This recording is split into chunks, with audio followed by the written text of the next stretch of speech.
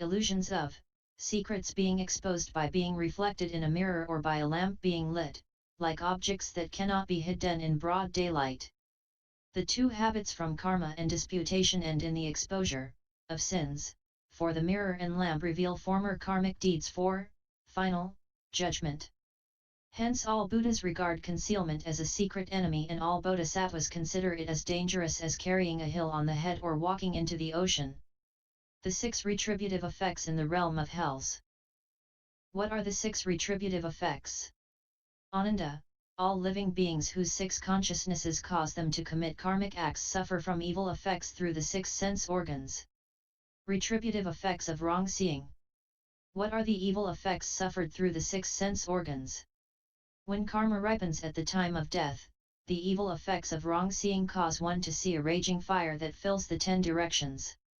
His spirit will follow the smoke and, in a flash, will fall into the unintermittent hell, where he will experience both light, which reveals all sorts of evil things everywhere, which give rise to boundless dread, and silent darkness, which hides everything and causes infinite fear. So the flame of wrong seeing scorches the organ of hearing and transforms it into purgatories of, cauldrons of boiling water and seas of molten copper, the organ of smell into black smoke and purple flame, the organ of taste into hot pills and molten iron, the organ of touch into hot ashes and burning charcoal, and the organ of intellect into scattered sparks that disturb the whole of space. Retributive effects of wrong hearing. When karma ripens at the time of death, the evil effects of wrong hearing cause one to see rising waves that submerge heaven and earth. His spirit then follows them to fall into the unintermittent hell, where he will experience both unbearable noises that confuse and disturb him and dead silence that makes him dispirited. So these waves flow into the organ of hearing to transform it into rebuke and interrogation, into the organ of sight to turn it into thunder, roars, of animals, and jets of poisonous gas, into the organ of smell to change it into rain, fog, and showers of venomous insects that cover his whole body, into the organ of taste to transform it into pus, blood, and all sorts of filth, into the organ of touch to turn it into animals, ghosts, excrement, and urine, and into the organ of intellect to change it into lightning and hail that strike and break up his spirits. Retributive effects of wrong smelling. When karma ripens at the time of death, the evil effects of wrong smelling cause one to see clouds of poisonous gas everywhere.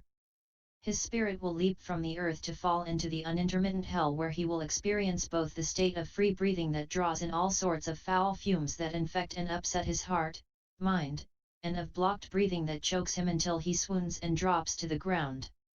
Thus these foul airs enter the organ of smell to clear and obstruct his nostrils, the organ of sight to transform it into a flame or lighted torch, the organ of hearing to turn it into the sounds made by plunging into water, by drowning and by never ceasing waves, the organ of taste into rotten and stinking fish, the organ of touch into a ripped and decomposed corpse, and a great hill of flesh with hundreds and thousands of eyes to see itself being devoured by countless beasts, and the organ of thinking into dust, miasmas, and flying pebbles that strike and break his body. Retributive effects of wrong tasting. When karma ripens at the time of death, the evil effects of wrong tasting cause the person concerned to see an iron net and a great blaze of fire that cover the whole world.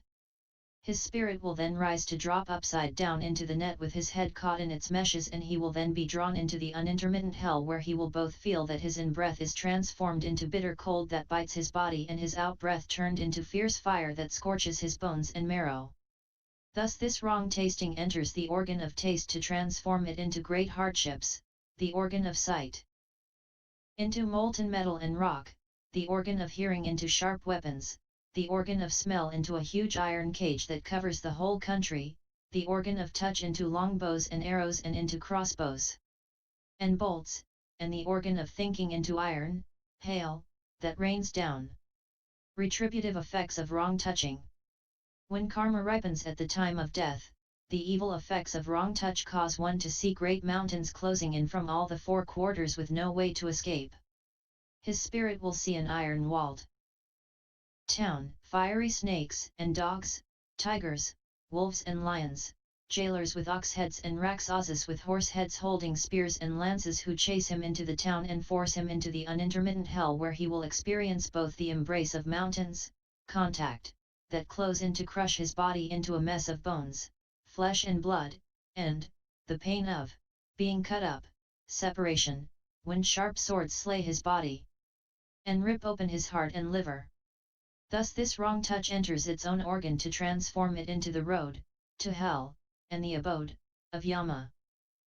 With hall and, judgment, seat, the organ of sight into heat and burning, the organ of hearing into knocking, striking, stabbing and shooting, the organ of smell into apprehending, bagging, judging and roping, the organ of taste into ploughing, nipping, beheading, and cutting, and the organ of intellect into flying, falling, frying and roasting. Retributive effects of wrong thinking. When karma ripens at the time of death, the evil effects of wrong thinking cause one to see evil winds blow through and destroy the country. His spirit will be blown up into space and then dropped down to be carried into the unintermittent hell where he will suffer from both the utter confusion that obscures all his senses and frightens him into ceaseless running about, and from the perfect clarity in which all his senses function in good order to feel unbearable pain when he is being fried and scorched.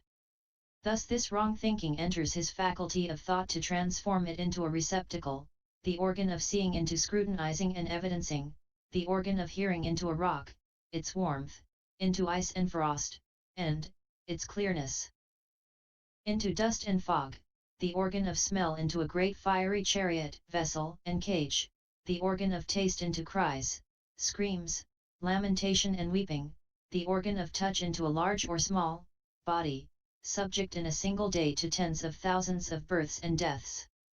Ananda, these are the 10 causes and 6 effects of the realm of hells which are all created by living beings through their own delusion and falseness. Degrees of perversity in relation to suffering in the hells. If at all times a living being creates these 3 karmic causes of retributive effects to be suffered by all 6 sense organs, he will fall into the avici hell where he will endure untold miseries for countless eons. If at times he creates individual karmic causes of retributive effects to be suffered by his sense organs separately, he will fall into the 8 unintermittent hells. If he kills, steals, and is carnal in body, mouth and mind, he will fall into the 18 lesser hells. If he does not commit these 3 evil deeds which involve body, mouth, and mind but occasionally, kills or steals, he will fall into the 36 lesser hells. If he commits only one of them with a single sense organ, he will fall into the minor hells.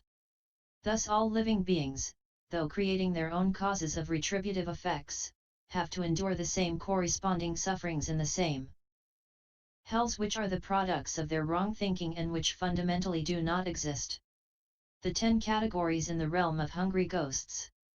Further, Ananda, if living beings violate the precepts, break the rules of bodhisattva discipline, destroy belief in the self-possessed Buddha nature and create the above-mentioned 10 karmic causes, after being scorched in the hells for successive eons, they will have paid for all the wrong they have done and will be reborn in the realm of hungry ghosts.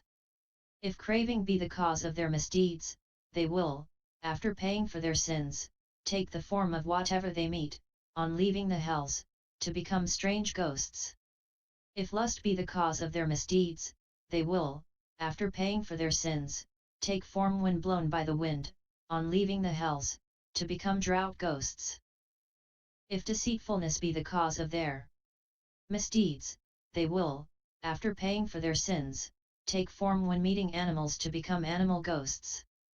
If hate be the cause of their misdeeds, they will, after paying for their sins, take form when meeting worms and insects to become noxious ghosts. If revengefulness be the cause of their misdeeds, they will, after paying for their sins, take form in the midst of misfortune and calamity to become cruel ghosts. If arrogance be the cause of their misdeeds, they will, after paying for their sins, take form when meeting oppressed people to become starved ghosts.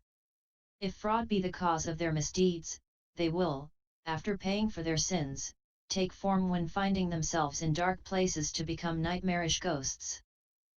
If wrong views be the cause of their misdeeds, they will, after paying for their sins, take form when meeting sprites to become naiads. If unfairness be the cause of their misdeeds, they will, after paying for their sins, take form when seeing the light to become servant ghosts. If disputation be the cause of their misdeeds, they will, after paying for their sins, take form when meeting mediums to become messenger ghosts, to relay the news from the dead. Ananda, these beings are completely dominated by their passions, which cause their fall into the realm of hells, where they are scorched dry by the flame of passion and from which they will emerge as hungry ghosts. These states are the products of karma created by wrong thinking. If they awaken to Bodhi, they will find that fundamentally these karmic states cannot be found in the profound, perfect and bright mind. The 10 categories of animals, birds, etc. Further, Ananda, when all karmic effects have been completely endured in the realm of hungry ghosts, that is after the consequences of passions and thoughts have ended, they will be reborn as animals, birds, etc., who meet their former creditors to repay outstanding debts. Strange ghosts, after expiating their misdeeds in their realms, are mostly reborn as owls. Drought ghosts, after expiating their misdeeds in their realm, are mostly reborn as unlucky creatures, who foretell misfortunes and calamities. Animal ghosts, after expiating their misdeeds in their realm, are mostly reborn as foxes. Noxious ghosts, after expiating their misdeeds in their realm, are mostly reborn as venomous creatures. Cruel ghosts, after expiating their misdeeds in their realm, are mostly reborn as tapeworms. Starved ghosts, after expiating their misdeeds in their realm, are mostly reborn as creatures good for food. Nightmarish ghosts, after expiating their misdeeds in their realm, are mostly reborn as creatures who provide materials for clothing. Naiads, after expiating their misdeeds in their realm, are mostly reborn as creatures through whom the future can be foretold. Servant ghosts, after expiating their misdeeds in their realm, are mostly reborn as auspicious creatures. Messenger ghosts, after expiating their misdeeds in their realm, are mostly reborn as domestic animals. Ananda, these hungry ghosts, after withering because of the scorching effect of the flame of their passions to repay their former debts, are thus reborn as animals, birds, etc. These states are caused by their karmic misdeeds, but if they awaken to the Bodhi mind, they will find that the causes of falsehood fundamentally do not exist. You have mentioned Pixar fragrance of precious lotus, king crystal, and Pixus Sanaxatra, but, you should know that, their evil karmas came from neither heaven nor earth, nor were they imposed on them by others. Since their evil deeds were self-made, they had to suffer from the consequences, which were the congelation of passing false thoughts in the Bodhi mind. Further, Ananda, if these creatures, while paying their former debts, are made to repay more than is just, they will be reborn as men to reclaim the difference.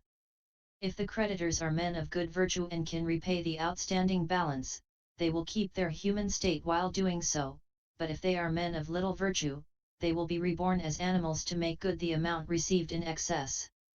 Ananda, you should know that if the indebtedness consists of money and labor, it will be cancelled as soon as it has been reimbursed.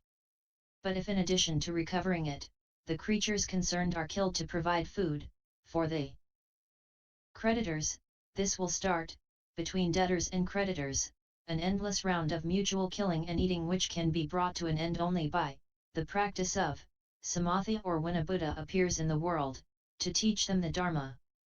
The 10 categories in the realm of human beings. You should know that owls, after repaying their former debts, are reborn as wayward men in the realm of human beings.